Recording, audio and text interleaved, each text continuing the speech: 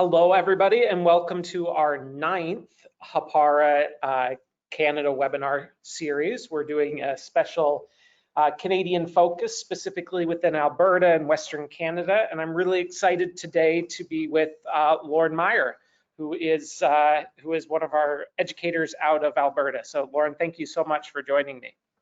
Thank you. I'm excited to be here. Excellent. Tell us a little bit about your role at your school and what you're up to these days. Sure. So my role is I'm the senior high social studies teacher for my school. So I teach all of the students that come through grades 10, 11, and 12 in social studies. I've been here this is my 21st year teaching mostly at this school. I taught some other schools as well before here, but most of my career has been here. And so I guess I'm kind of like, been around for a while here, and yeah, I guess that's me. Wonderful. Now you're in Vermilion, that's correct? That's correct. Yeah. Awesome. Excellent.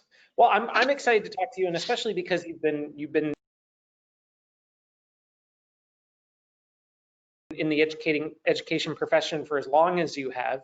I know that teachers that have been doing it for a while, sometimes change can be difficult. And I know that over the last few years, you've moved a lot of your practice online and into more of a hybrid environment. So I'm really fascinated to talk to you to find out a little bit more about that. Okay. When did you start using Hapara?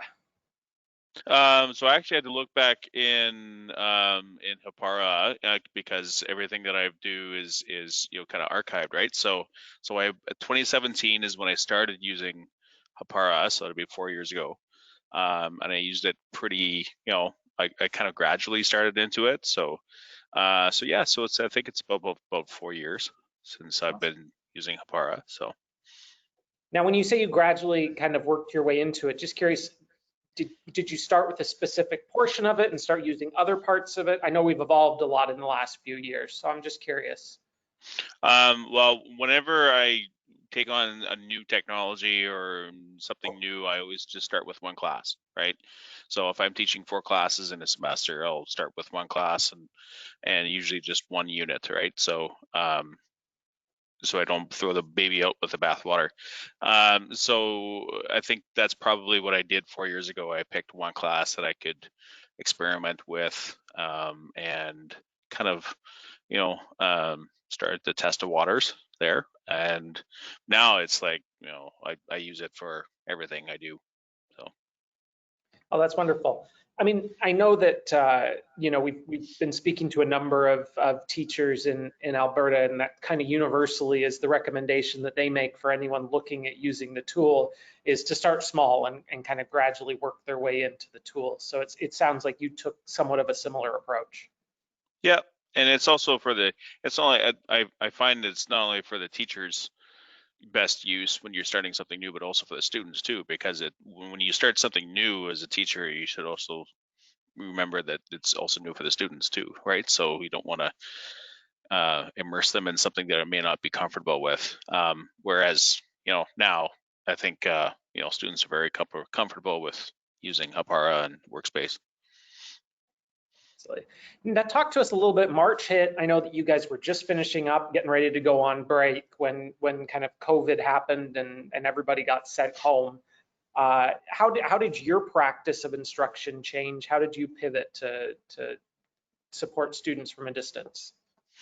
Well, I didn't have to pivot a lot because a lot of the practice that I used prior to classes being canceled was similar to how I structured remote learning, with the exception that I had to make it more easier for students to be able to just log in and find their content, knowing that things were different as far as like them not being in a classroom, right? So it was just a means of setting up my workspace a little bit simpler, I guess, so that the students didn't have to go looking for certain things. So, but as far as like students were already pretty familiar with where to find where to find assignments or notes or videos whatever they needed. It was just you didn't have the luxury of having a student in front of you saying, okay, go to this part of the workspace and you can click on this link and that'll take you there, because they were in their house and I was in the school, right? So. And how are you preparing for, we were just talking about before we started the webinar, how, it'll be interesting to see how many students are actually in the classroom in the Mhm. fall versus at home. So how are you preparing for that hybrid environment? Well, I'm preparing for the unexpected, you have to be quarantined for 2 weeks, right? That kind of thing. Or if a student disappears for a while because they might have some symptoms, but they're still part of the class, right? So you have to, it's almost like taking some of those things that we learned in March and April and May and June last year, last school year, and trying to implement them in a way so that you're learning from some of the things that worked, as far as having students being able to streamline coming in and uh, entering and leaving the classroom for various different reasons, as well as a teacher too, right? So if I have to leave for a number of days for whatever reason, it should, like I said, kind of planning for the idea that without a much notice, you might be out for a week or two, but you still want to be able to plan ahead so students are able to still be successful. So now when you're looking at kind of structuring, knowing that you may have some kids in the class and some kids at home, are you going to be recording, your lectures? Are you going to be using Zoom? How have you planned to do that? I haven't planned to use Zoom unless that's something that students start asking. I became really familiar with Zoom really fast last year, as a lot of teachers just kind of were thrust into using Zoom. So if that's a thing that students want, then yeah, I'm sure we could probably figure that out. But that's not something I'm planning. As far as basically what I try to do is I try and structure my lessons so that the students know exactly what they're doing at the beginning of each class, and and then that's all part of my workspace. So I think the way I'll plan it so that if a student is either in my classroom or at home, they just still know what they're doing every day, just simply from being able to go to whatever the daily planner is. So I do, like, in my workspaces, as part of one of the columns, I do a day. That's what I started doing when classes were canceled. I would do a daily planner as part of my workspace, so that when the students enter the workspace, in one of them, I think I had in the left column, I would have actually like a bit of a summary of what we're doing that day. And so I found that actually, as we were going through the semester last year of classes being canceled, there would be students that didn't even need to. They found that they didn't even need to be part of the Zoom class because they already knew what they were doing anyways, just simply from being able to read from the daily planner what we were doing that day. So yeah, if there's a couple of students that are at home that want a class or a lecture or whatever it might be recorded on Zoom, I could probably figure that out, but I'm not planning to do that yet. It doesn't sound like it's necessary with the structure that you have. Right. Yeah. Now, you guys have been testing student dashboard, I know, before the end of the school year, I think. So is that how your students were accessing their workspaces then? Mm-hmm. Yeah. Yeah. So I think students, they would just type in my student dashboard and it took them directly to their workspace. Yeah. Excellent. And for the most part, they were able to stay organized and on top of everything. Yeah. For most students, yeah, they found the organization part was pretty good. There was a few students that are always going to be challenged, to be organized in the best of times. I think the students were more challenged about, staying motivated rather than rather than staying organized. And that's the nice thing about workspace, is that it helps you stay organized. And I'm kind of disorganized myself.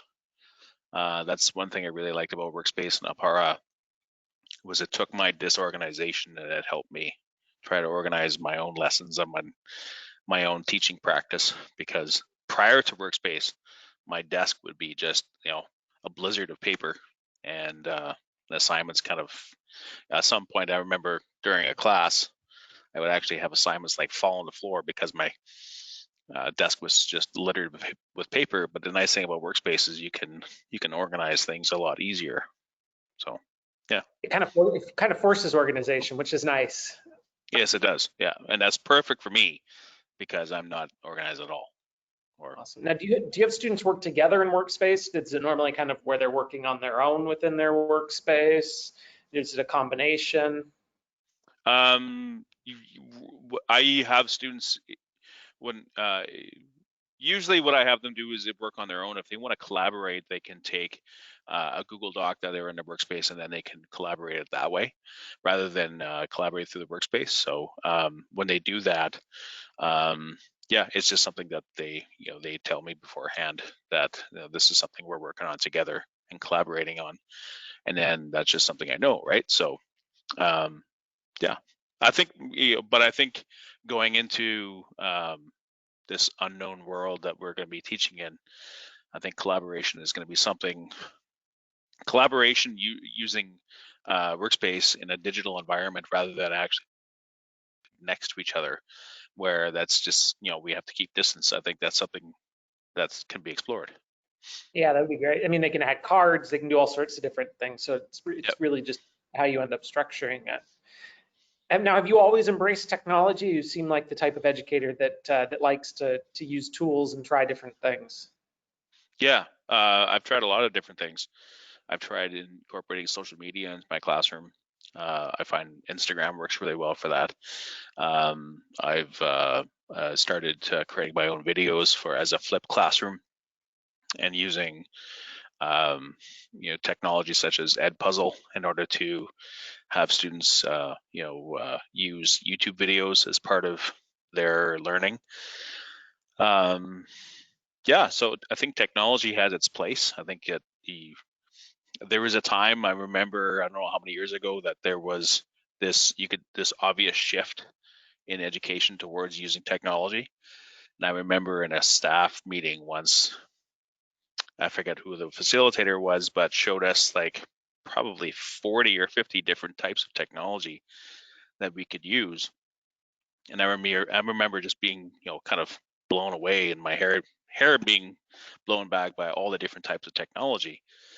And I started to realize that rather than just trying to use as many different types of technology as you can that are available, that just pick one thing that you can use that will help with your own teaching style, and then go with it, right? And see what works and what doesn't.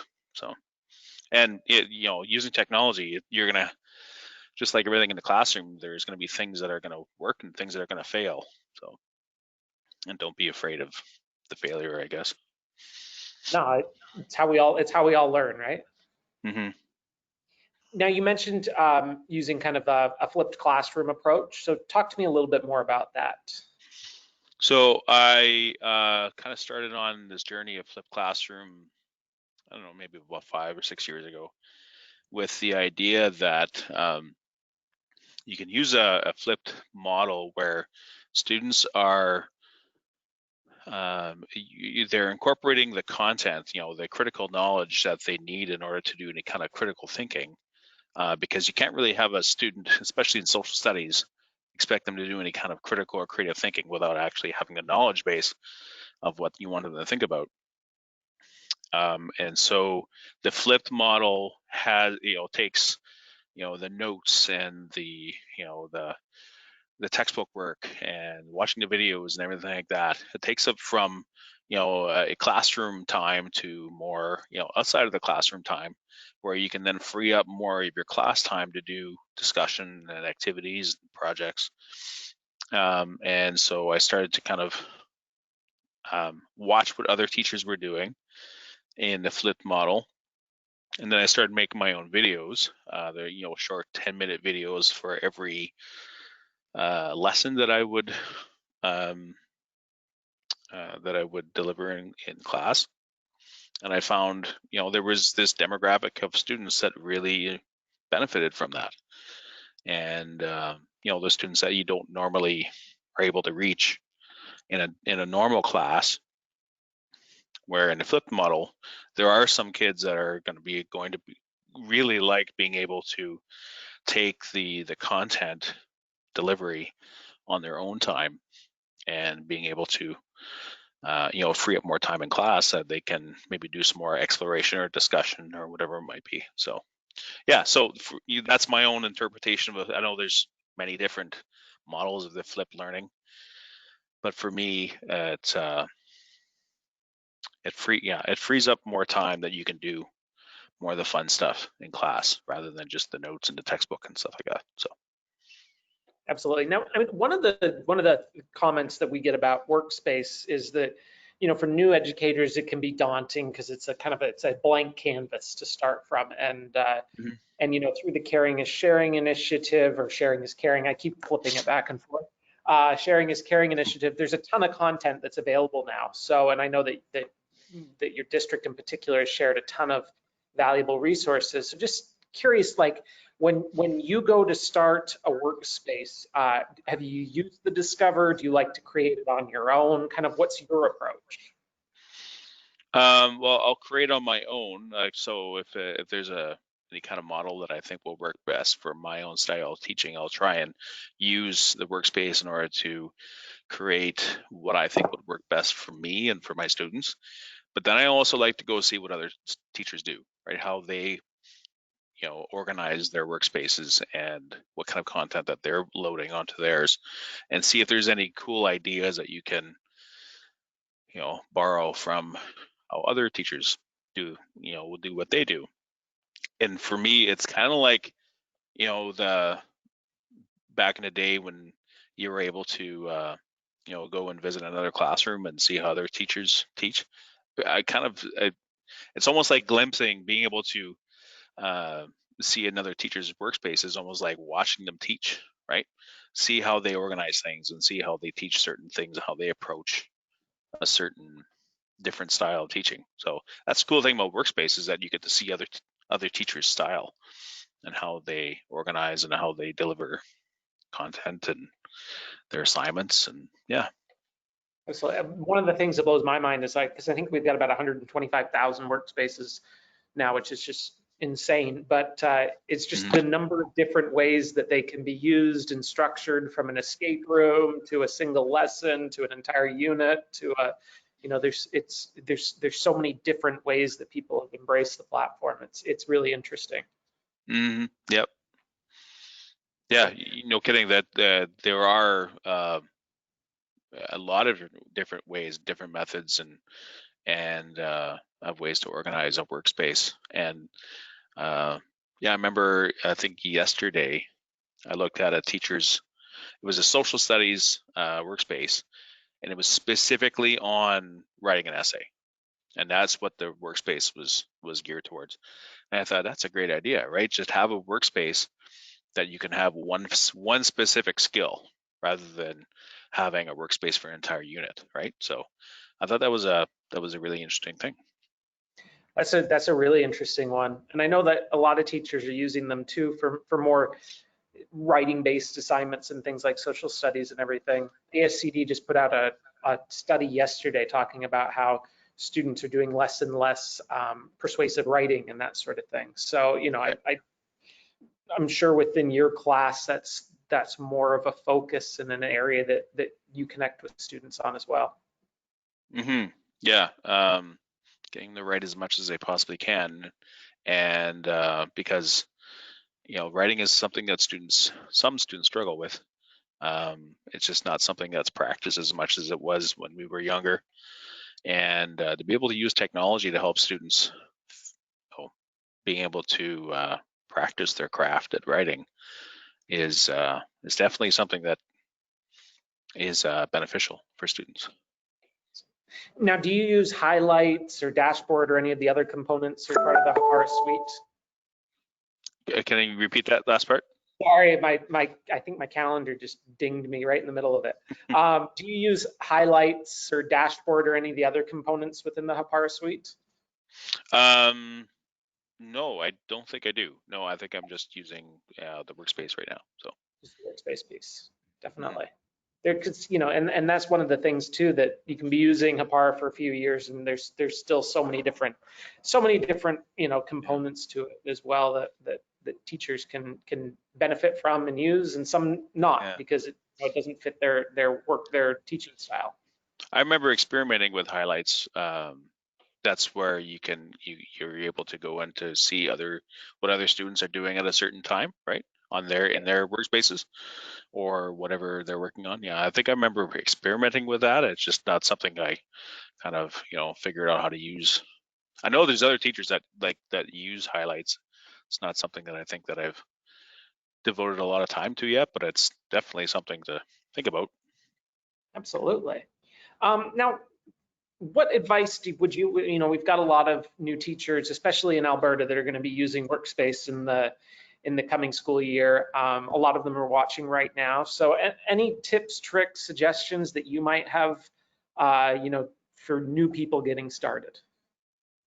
Well, I think one suggestion is to experiment with what works for you, and allow the students to be part of the process, right? So if you're new to using technology, whether it's Workspace or whether it's something else, make sure you have some student buy-in into what you're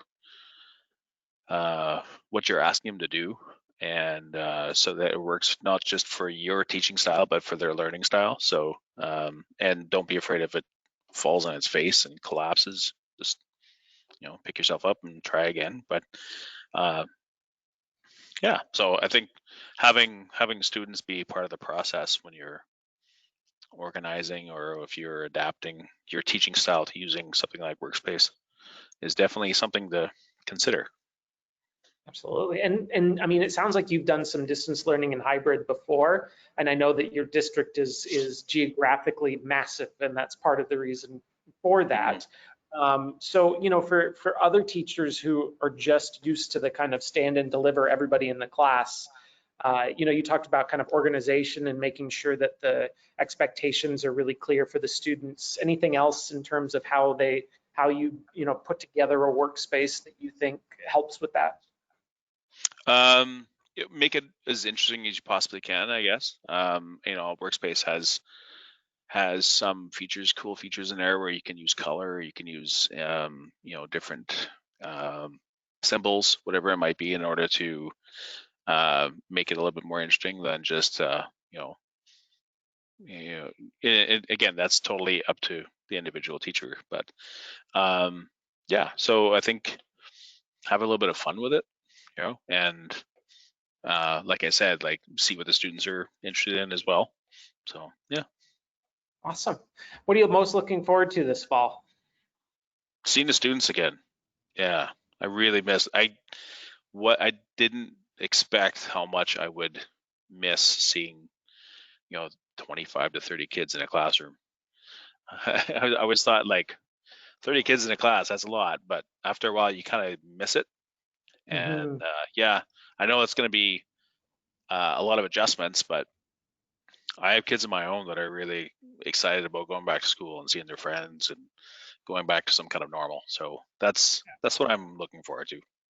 That's great. I mean, there's an energy in a classroom that's just not quite the same in a virtual setting, I know. No, that's the energy I really missed in a virtual setting. There were certain kids you knew that had some kind of energy when in a Zoom class, but most of the students, you had no idea what was going on in their end. Whereas, if the students come to school every day and they actually look forward to learning, and you can see that, and that's, you know, that's why we do this in the first place, is actually get to interact with kids. So yeah. Absolutely. It was interesting. We did a webinar series at the end of June where we actually interviewed some students and some students from different parts of the world, and universally the piece that they said that they missed the most was the one-on-one interactions with their teacher. They said Yep. it's that there was no one there when, you know, when they were having a bad day that could look at them and say, you know, what's going on. And that's the, you know, so I think it's symbiotic. I think that the students, as much as they probably won't admit it, are equally looking forward to seeing teachers and being back in the classroom. Mm-hmm. I remember thinking there was one. Okay, this is really specific. I don't know if this is going to be something other teachers can resonate with, but when there's a lot of stuff happening in the world, Black Lives Matter was you know, just kind of erupting, and there was protests going on. And I remember, like, when I teach in a normal setting in the classroom, if there's something important on in the world, we'll just kind of drop everything and we'll talk about it, right? And take your lesson plan, put it to the side, say, oh, this is something we've got to talk about, right? And I remember George Floyd protests happening, and that was just kind of like when, you know, the COVID-19 was in its beginnings. And I remember how much I missed being able to just drop everything and have a discussion with students, which is not easy to do in a Zoom class.